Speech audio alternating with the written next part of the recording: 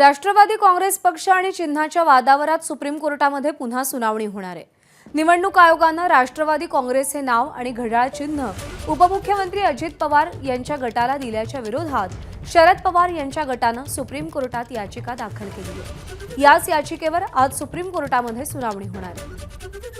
दरम्यान आज या प्रकरणावर सुनावणी होणं कठीण असल्याची प्रतिक्रिया सर्वोच्च न्यायालयातील वकील सिद्धार्थ शिंदे यांनी दिली आहे। अजित पवारांना सांगितलं गेलं होतं की तुम्ही तुमचं रिप्लाय द्या शरदचंद्र पवार यांच्या याचिकेवर पक्ष आणि चिन्हासंबंधी।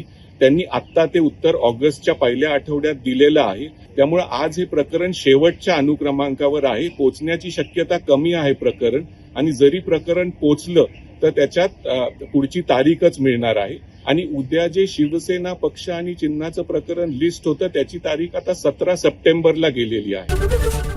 एबीपी माझा, उघडा डोळे बघा नीट।